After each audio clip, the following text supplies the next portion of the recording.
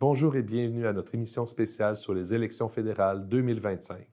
La MRC de Maria-Chapdelaine compte maintenant 2 circonscriptions sur son territoire, Lac-Saint-Jean et Jonquière. Nous avons invité tous les candidats et voici maintenant l'entrevue avec Alexis Brunel-Duceppe du Bloc québécois.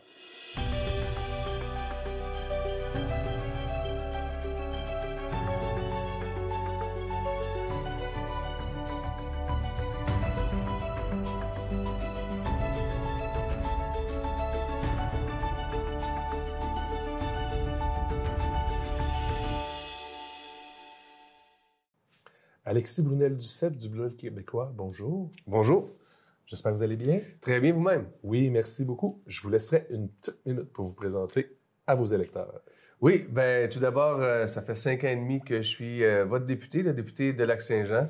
Je suis un gars qui habite à Alma, j'ai 3 enfants, 27 ans avec ma conjointe cette année. Je suis ici aujourd'hui, je pense que ça a été reconnu. Ça fait 5 ans et demi qu'on est très présent sur le terrain, qu'on est très accessible. C'est notre marque de commerce à moi et mon équipe. Au bureau, quand vous appelez, ça répond.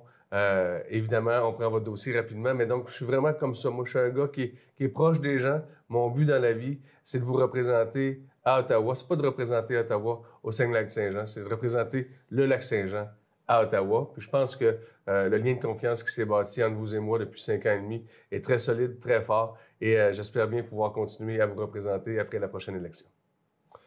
Merci beaucoup. Merci. Le bois d'œuvre, l'aluminium, la gestion de l'offre sont dans la mire de nos voisins du Sud. Puis, ça risque de faire partie d'une monnaie d'échange dans une éventuelle négociation. C'est quoi votre position par rapport au dossier, principalement du bois d'œuvre et de la gestion de l'offre qui touche particulièrement à la MRC de Maria-Chapdelaine? Tout à fait. Dans Maria-Chapdelaine, c'est les 2 piliers économiques de Maria-Chapdelaine. La forêt, c'est le plus grand employeur, non seulement ici, mais au Lac-Saint-Jean et au Saguenay-Lac-Saint-Jean.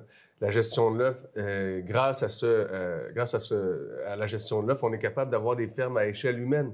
Et si jamais on continue à faire des brèches dans la gestion de l'œuf, si on donne ces brèches-là aux Américains, on va encore perdre des productions ici sur le territoire, puis des fermes qui vont disparaître. Donc, nous, ça a toujours été nos chevaux de bataille au Bloc québécois. Le bois, évidemment, on propose un programme de garantie de prêt. C'est la principale demande de l'industrie pour s'attaquer aux tarifs illégaux des Américains. Et c'est soutenu par les syndicats. Et les seuls qui demandent ça, pour l'instant, c'est le Bloc québécois. Mais on veut que les autres partis aussi reprennent l'idée parce que le Bloc québécois est un parti de proposition, pas juste d'opposition.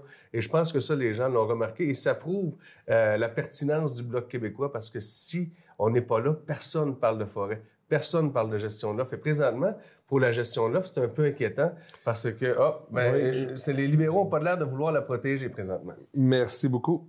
La guerre tarifaire actuelle avec nos voisins du Sud, encore une fois, inquiète plusieurs de nos concitoyens. Soit que c'est les placements qui fondent, soit que c'est les risques de perdre leur emploi. Maintenant, quels outils le gouvernement fédéral devrait utiliser qui ont à leur disposition pour rassurer les citoyens? Il y a 2 choses. Premièrement, il faut protéger nos travailleurs. Et ça, ce qu'on propose, nous, et ça a été bien reçu d'ailleurs par tous les syndicats qui en ont parlé, si jamais une entreprise doit fermer ses portes ou en tout cas temporairement à cause des tarifs, il faut qu'on mette en place une subvention salariale, comme on a fait pendant la pandémie, pour garder le lien d'emploi avec les travailleurs. Et ça, c'est une idée qui fait son chemin présentement. L'autre chose, il faut voir ça aussi comme une opportunité. Diversifier nos marchés, s'en aller vers la 2e, 3e transformation ici sur le territoire du Lac-Saint-Jean et du Saguenay-Lac-Saint-Jean pour pouvoir justement créer de la richesse ici. Là. On a des ressources naturelles qui sont renouvelables avec le bois et c'est tellement important de pouvoir s'inscrire dans une transition vers une économie verte. On est à la bonne place. On a tous les outils à notre disposition. Maintenant, il faut aller de l'avant. Il faut protéger, oui, nos travailleurs, puis il faut servir des opportunités présentement. Diversifions nos marchés. Allons vers la 2e, 3e transformation pour plus de richesses ici même et plus d'emplois sur le territoire. Merci beaucoup. La situation actuelle nous pousse à parler vraiment beaucoup d'économie, de commerce, de relations internationales. Les réchauffements climatiques n'arrêtent pas. Ils n'ont pas été mis sur pause.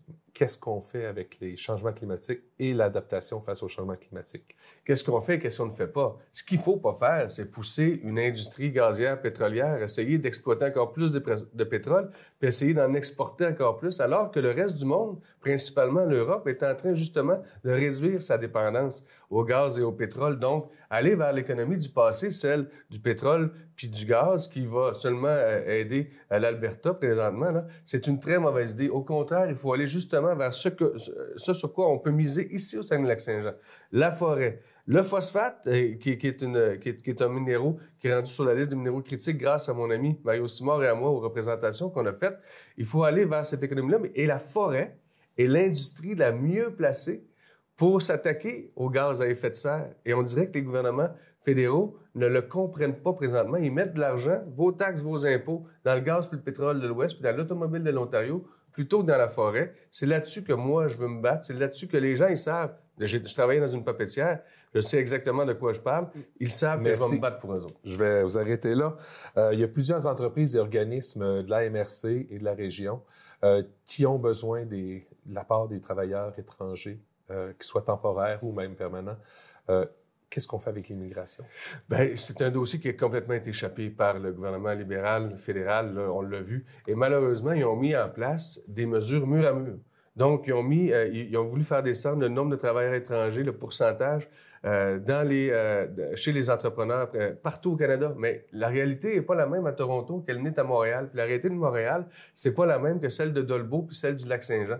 Donc, il y a un problème là. C'est pour ça qu'on est sorti, entouré d'entrepreneurs de la région. Le Bloc québécois, on a été les seuls à dire il faut reporter ces mesures-là à dans 3 ans, puis évaluer quelles sont les entreprises qui peuvent être exemptées. Par exemple, je prends les manufacturiers du bois, je prends les manufacturiers des différents chantiers de construction. On en retrouve beaucoup sur notre territoire et ils ont besoin de ces personnes-là, des travailleurs étrangers qui viennent non seulement donner un coup de main, mais maintenir les installations en place. Ça va permettre aussi de prendre des contrats, d'avoir de la croissance pour ces entreprises-là, mais si on ne leur donne pas de prévisibilité, ce qu'on est en train de faire, là, le gouvernement libéral a changé les règles du jeu pendant la partie. Ce qui arrive, c'est qu'on se retrouve le bec à l'eau. Merci.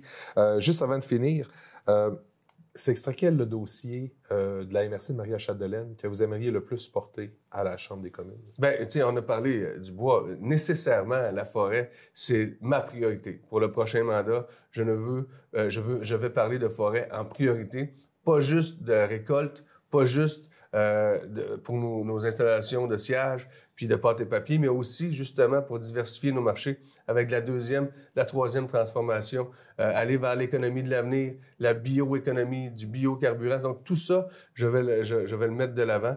C'est sûr que la gestion de l'offre aussi, ça touche directement les gens de Maria-Chapdelaine parce que c'est les gens qui nous nourrissent, qui nourrissent le Québec, qui nourrissent le Lac-Saint-Jean, qui nourrissent le Saguenay-Lac-Saint-Jean. Tout ça mis ensemble, ça va être les priorités que moi, je vais défendre à Ottawa pour Maria-Chapdelaine. Évidemment, la crise du logement qui touche fortement les gens ici dans la région. Et ça, le Bloc québécois a été actif depuis le début avec de superbes interventions à la Chambre des communes, aller chercher de l'argent du fédéral pour pouvoir faire en sorte qu'il y ait des logements qui se construisent. Et la téléphonie cellulaire, on m'en parle beaucoup de Maria-Chapdelaine. Il faut que, évidemment, ça soit mieux adapté à la situation. Puis un dernier petit 30 secondes. Pourquoi on vote pour Alexis Brunel-Duceppe? Bien, il faut que les gens veuillent voter pour moi. Ils ne sont pas obligés de voter pour moi. Et c'est ça, j'ai toujours travaillé de cette façon-là. Je pense qu'on a un lien spécial, la population, moi et mon équipe, avec les citoyens du Lac-Saint-Jean. Et je vais être là toujours. Vous le savez, vous me connaissez. Je me bats pour vous. Et moi, quand je me lève le matin, c'est marqué sur ma table de chevet pour qui tu travailles. Je travaille pour vous, je travaille pour mon monde, je travaille pour le Lac-Saint-Jean. Alexis Brunel-Duceppe, merci beaucoup. Bonne fin de campagne. Merci infiniment.